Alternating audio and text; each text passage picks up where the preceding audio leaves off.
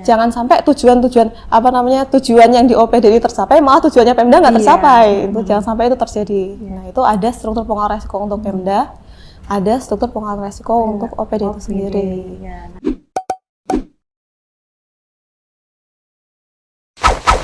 Hai, halo Sobat Integritas. Assalamualaikum warahmatullahi wabarakatuh. Jumpa lagi bersama saya Rizky Maulida di Inspektorat Menyapa.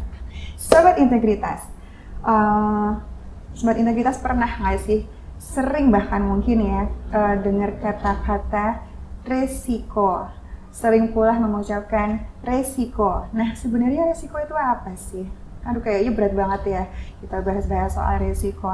Terus resiko itu sebenarnya apa, harusnya diapain, kemudian kalau sudah ketemu sama resiko itu kita harus gimana.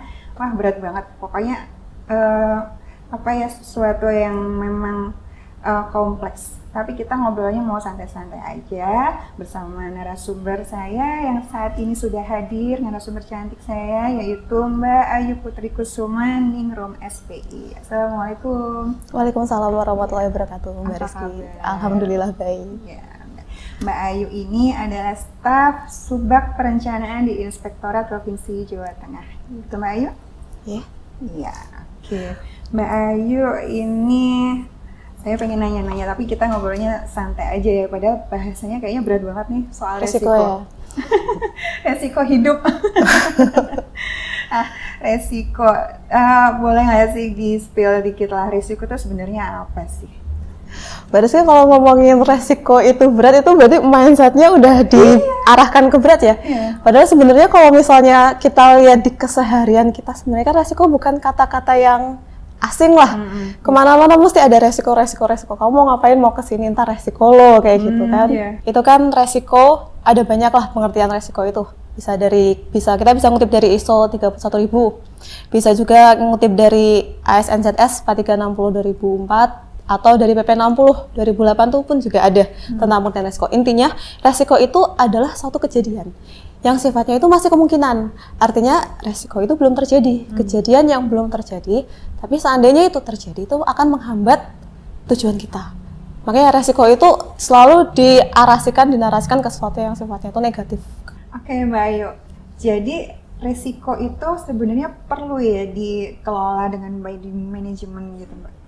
Karena kan resiko itu kan sifatnya negatif tuh, kita nggak mau ini terjadi. Jadi kita lihat dulu ini kejadian yang kita tidak inginkan terjadi ini tuh penyebabnya apa, dampaknya seperti apa. Nah itu kita cari strateginya bagaimana. Itu bisa dari kita tentukan kegiatan apa yang kita lakukan, bisa dari keputusannya bagaimana, atau mungkin kita bikin kebijakan suatu agar resiko itu bisa kita kelola. Kalau tadi kan saya bahasnya tentang resiko. Kenapa resiko itu harus dikelola. Nah, pentingnya resiko itu dikelola itu dan mengapa harus diterapkan manajemen resiko itu? Kok ngapain gitu ya kita harus, pentingnya apa sih? Pentingnya apa? Gitu. Ngapain kita harus ada identifikasi resiko ya udah jalanin aja gitu. Pertama itu karena sekarang udah ada tuntutan masyarakat tentang adanya good governance. Sekarang itu kan zamannya globalisasi lah, zamannya era digital. Masyarakat bisa menilai kita dari berbagai macam kanal.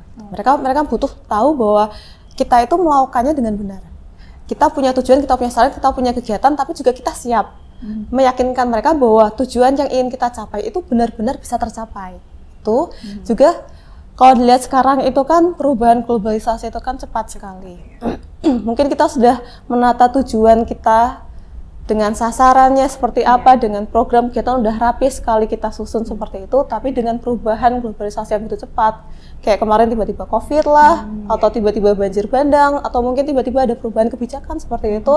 Nah itu makanya kita butuh ada yang namanya antisipasi ini dari rencana tindak pengendalian, supaya tujuan kita mungkin, kalaupun nggak ada rencana tindak pengendalian, mungkin tujuan kita bisa tetap tercapai, tapi akibatnya nanti malah jadi nggak efektif dalam penggunaan sumber daya yang kita miliki. Tetap bisa tercapai, cuma ada ketidakefektifan di situ nantinya. Jejak digital itu akan terekam selamanya ya. Mereka sudah menjalankan, jadi di pemerintah Provinsi Jawa Tengah sendiri berarti sudah mengimplementasikan ya. Dari sekian itu petunjuk petunjuk-petunjuk tadi itu. Iya, sudah diimplementasikan dari identifikasi resiko sama tindak pengendaliannya itu sudah diimplementasikan. Sejauh apa ini Mbak implementasinya Mbak kalau di Pemprov Jateng? Kalau implementasinya sendiri kita itu sedang membangun yang namanya budaya resiko di Pemprov Jawa Tengah ini sendiri. Budaya resiko. Budaya resiko. Kalau implementasi dari Pergub 9 2022 sosialisasinya itu kan proses dari dalam, dari tingkat terkecil lah kalau bisa dibilang seperti itu. Dari OPD-nya masing-masing mereka mengelola resiko dari setiap kegiatan dan program mereka. Nah, ini kita sedang membentuk yang namanya budaya resiko yang cakupannya itu lebih luas. Itu dimulai dari menjadikan MRE itu sebagai salah satu indikator kinerja utama yang sebenarnya sudah diimplementasikan di tahun 2024 ini. Jadi salah satu sasaran strategis yang harus dicapai oleh setiap OPD itu salah satunya adalah manajemen resiko indeks ini. Terus ada juga Pergub, itu kita sudah membentuk yang tadi Pergub 9 tahun 2022 dan berikutnya adalah adanya struktur pengelolaan resiko. Nah itu dari situ dibentuk sebuah budaya resiko. Diharapkan ada budaya resiko di sini di pemerintah Provinsi Jawa Tengah. Budaya, maksudnya bentar, budaya resiko. Budaya sadar resiko. Oh, budaya sadar resiko. Yeah. Jadi apa tadi OPD ya? OPD pelaksana itu. Jadi harus menyadari resiko-resiko yang akan terjadi dari setiap program kegiatannya seperti itu. Oke. Nah, terus apa aja sih yang harus dilakukan dalam proses membangun budaya sadar resiko tadi tuh? Kalau OPD harus melakukan apa? Atau mungkin dari inspektorat gitu? Langkah pertama yang mereka lakukan itu kan harusnya dari nganunya dulu, sumber dayanya terlebih dahulu. Mereka paham dulu ini tuh sebenarnya ngapain sih manajemen resiko. Iya, betul. Perlu nggak sih adanya manajemen resiko ini ngapain gitu loh, ada. Itu dibentuk dulu terlebih dahulu. Yang itunya pemahaman mereka dulu, kepemimpinannya terlebih dahulu seperti apa. Jadi pemimpin itu memiliki komitmen akan ini, sadar akan resiko ini, menjadikan dokumen rencana tindak pengendalian ini sebagai salah satu informasi, salah satu referensi dalam pengambilan keputusan. Lalu dibentuk suatu satgas khusus untuk ini, baru kemudian mereka bisa menjalankan yang namanya budaya sadar resiko. Oke, jadi awalnya itu memang harus dibentuk sumber dayanya dulu, dibentuk mindsetnya dulu, visi misinya sebenarnya kamu tuh mau mengerjakan ini tuh sebenarnya tujuannya apa, harus dipahamkan dulu gitu ya. Iya. Oke.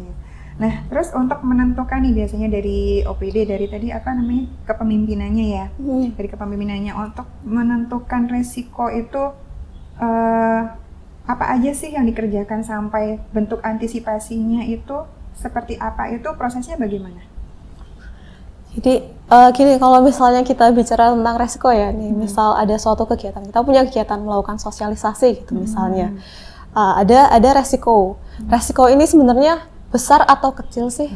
Kita perlu nggak sih mengendalikan resiko ini, mengolah resiko ini? Itu kan sifatnya sebenarnya kan kualitatif sekali.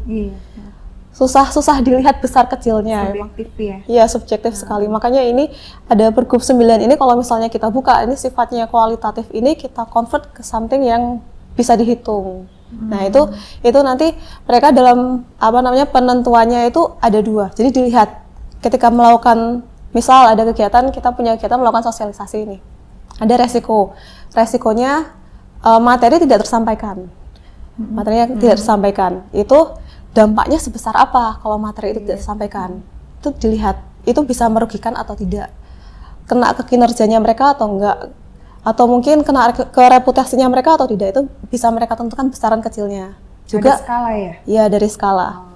Juga ada nanti kemungkinannya, seberapa sering sih ketika mereka melakukan sosialisasi materi itu tidak bisa dipahamkan ke penerimanya. Seberapa sering itu terjadi, itu bisa mereka tentukan. Nah, dari situ baru mereka menentukan besar kecilnya resiko itu. Iya. Nah, kalau padahal kan kalau kualitatif nih, subjektif nih, diukurnya cuma dari skala. Terus menilainya, mengkonvertnya itu bukannya dari kuantitatif ya? Iya.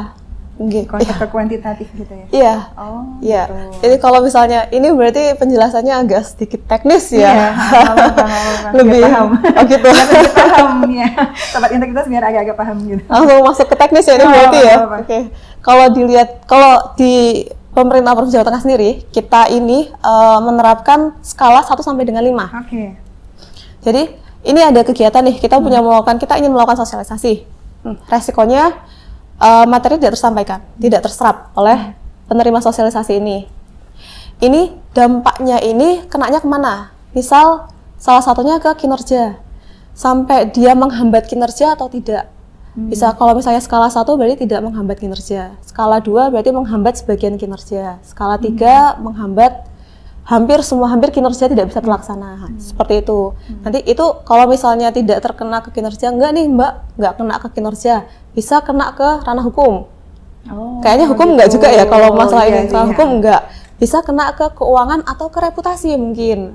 Nanti mereka tidak paham sosialisasinya, akhirnya reputasinya menurun. Ini seberapa besar reputasi ini terkena? Itu ada skalanya 1 sampai 5. Jadi tapi sekali lagi meskipun ini dikuantitatifkan, ini kan sifatnya masih sangat subjektif sekali. Artinya si yang melaksanakan kegiatan itulah yang paling tahu seberapa besar ini dampaknya terjadi. Gitu. Kemudian berarti kalau tadi kan sudah sampai ke teknis, awalnya sih belum pengen sampai ke teknis ya, tapi ini dijelaskan juga nggak apa-apa. Terus berarti kan di dalam pengelolaan resiko ya, ada strukturnya nggak itu? Dari mungkin di tingkatannya itu ada nggak? Jadi ada struktur pengelolaan resiko itu ada di tingkat Pemda ada, di tingkat OPD ada. Jadi kok di tingkat Pemda ada? Ngapain ada di tingkat Pemda? Kan ini kan kita ngomongin resiko itu kan yang megang kan yang melaksanakan kegiatan. Kita kalau ngomongin resiko, tadi kan saya cerita awal dari pengertian resiko itu. Kita punya tujuan nih, kita punya tujuan ini, visi misi kita ini, dan ini resiko itu suatu kejadian yang tidak kita ingin terjadi. Berarti kan ini berawal dari perencanaan. Nah di Pemda itu kan kita punya dokumen perencanaan yang ingin kita capai, tujuan pemerintah Provinsi Jawa Tengah. Ada di RPJMD 5 tahunan, ada di RKPD 1 tahunan, itu ada. Nah itu tetap perlu kita kelola. Mungkin sebagai acuan ya. Jangan sampai tujuan yang di OPD ini tercapai, malah tujuannya Pemda nggak tercapai. Itu jangan sampai itu terjadi. Nah itu ada struktur pengelolaan resiko untuk Pemda, ada struktur pengelolaan resiko untuk OPD itu sendiri. Nah bedanya di antara kedua ini apa?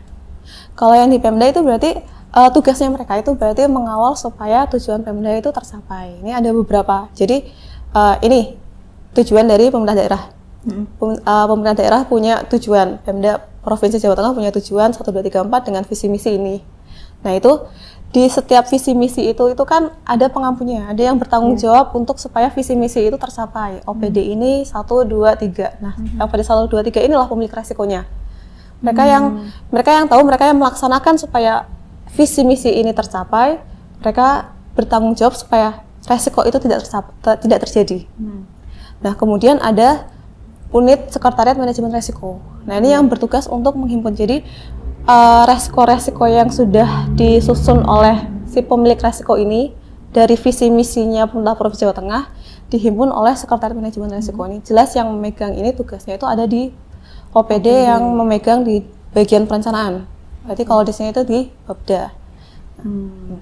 Lalu ada unit pengawasan itu dipegang oleh inspektorat. Jadi kita ini yang mengawal supaya ini mereka udah menyusun resikonya seperti ini, udah ada tindak pengendaliannya seperti ini kita yang mengawal supaya sampai mana sih tindak pengendalian ini tuh dilakukan untuk menekan resiko itu supaya tidak terjadi. Ini kita yang mengawal di situ.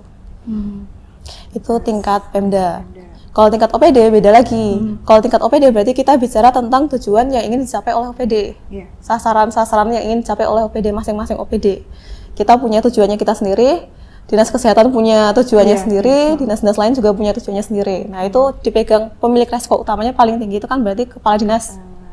Di bawahnya program dan kegiatan itu kan berarti miliknya eselon 3, eselon 4. Nah itu, bertanggung jawabnya di eselon 3 dan eselon 4. Mereka yang melaksanakan kegiatan itu bertanggung jawab atas tujuan dari program kegiatannya mereka itu tercapai. Nah jadi itu pertanggung jawabannya ke eselon 2, kepala OPD. Kalau yang tadi yang pemegang yang tingkat Pemda pertanggung jawabnya ke Pak Gubernur. Yang punya tujuan dan visi misi ini. Ya. Udah, ada lagi? Itu tadi sampai mana ya? Sampai tadi pencapaian unit pemilik resikonya Pemda, OPD ya. OPD ini eselon 3 sama eselon 4 di bagian program sama kegiatan Iya. itu. Nah, itu nanti ada sekretariat manajemen resiko yang tugasnya untuk menghimpun. Oke. Jadi supaya yang namanya manajemen resiko ini benar-benar terstruktur, nggak cuma di awang tok, nggak cuma dipikirkan aja, tapi benar-benar distrukturkan, disistemkan dan dijalankan. Begitu. Itu tugas dari sekretariat manajemen risiko. Sekretariat manajemen resiko. Hanya tentang sekretariat manajemen risiko. Oke, sekretariat manajemen resiko itu kan berarti Tugasnya apa? tugasnya itu kan berarti dari resiko-resiko yang sudah dihimpun oleh setiap unit milik resiko ini, mereka yang bertugas untuk menghimpun menjadikan satu. Iya. Kemudian mereka pun juga yang bertugas untuk memfasilitasi untuk didiskusikan bersama. Jadi dari resiko-resiko yang sebanyak yang sudah diidentifikasi oleh peneliti resiko ini, mana yang mau diprioritaskan? Kan kita nggak mungkin semua resiko itu kita Dimitigasi. Gitu. mitigasi semua. Nah, ini mana yang mau diprioritaskan, mana yang sekiranya itu sebenarnya meskipun terjadi dampaknya itu nggak terlalu besar.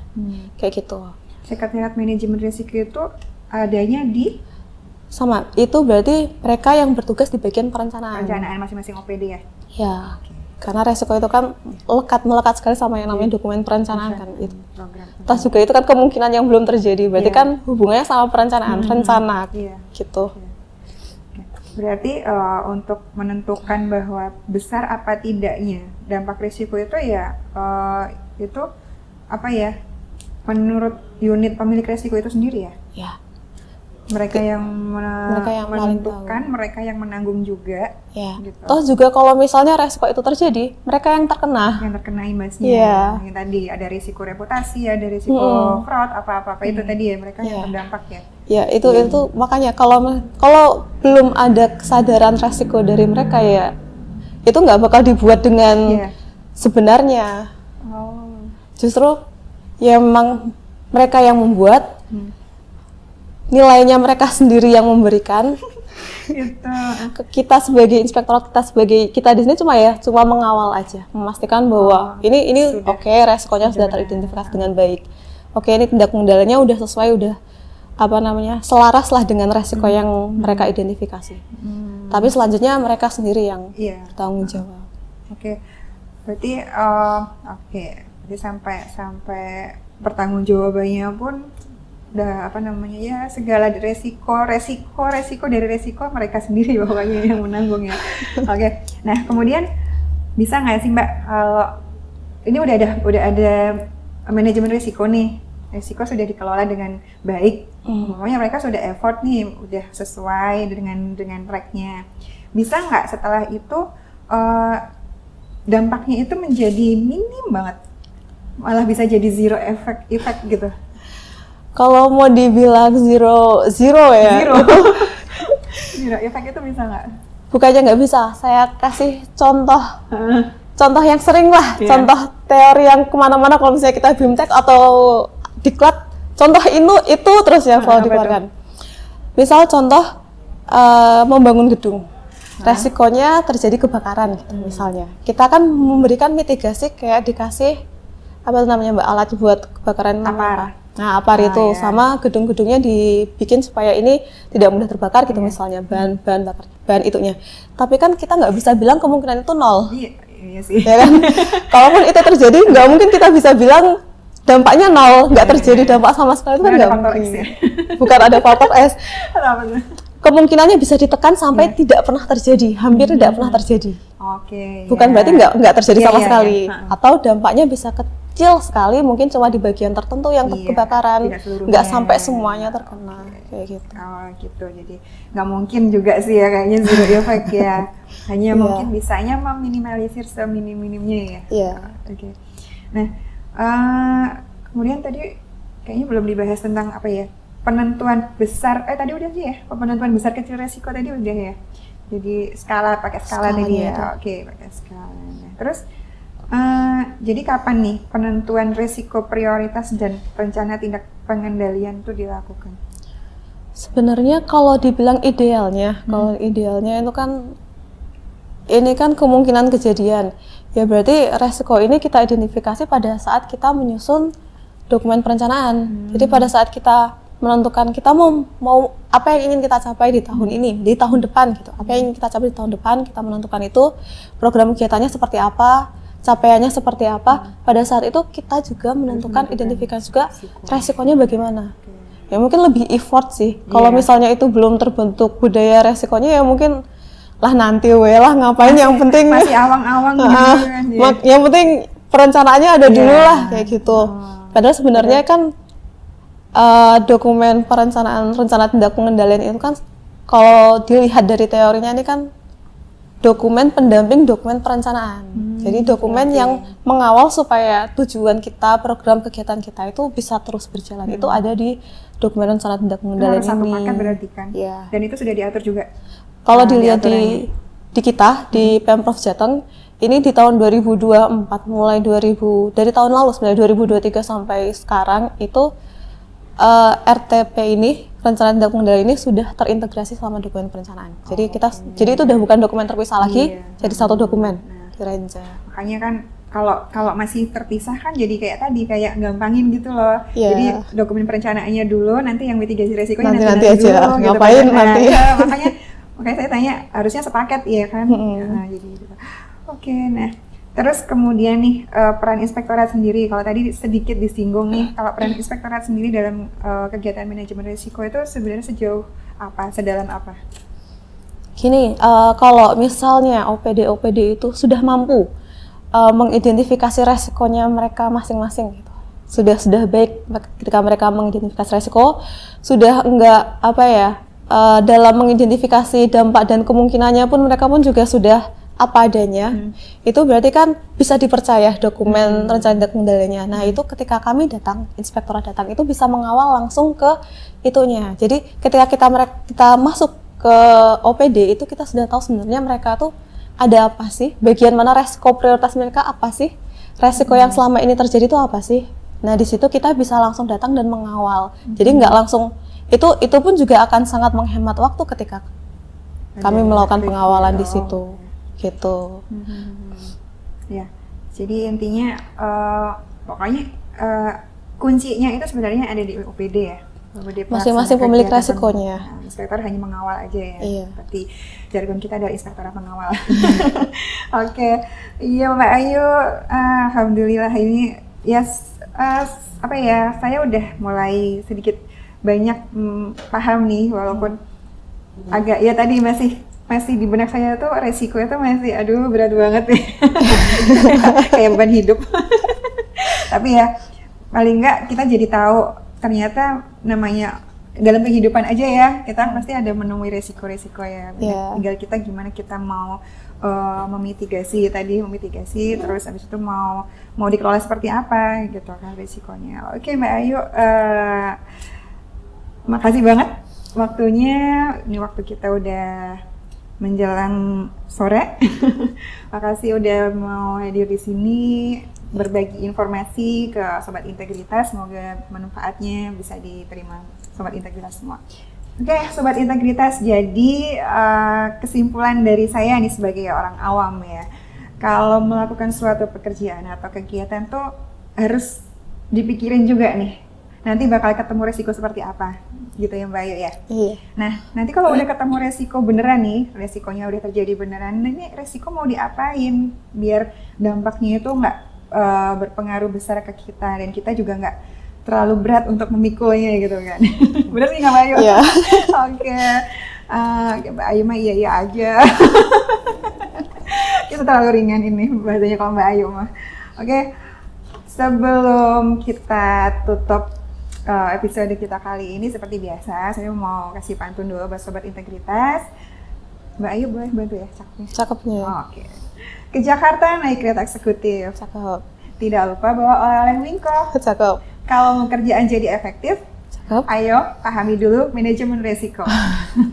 Oke, Sobat Integritas, sekian dulu podcast kita kali ini. See you next time. Wassalamualaikum warahmatullahi wabarakatuh.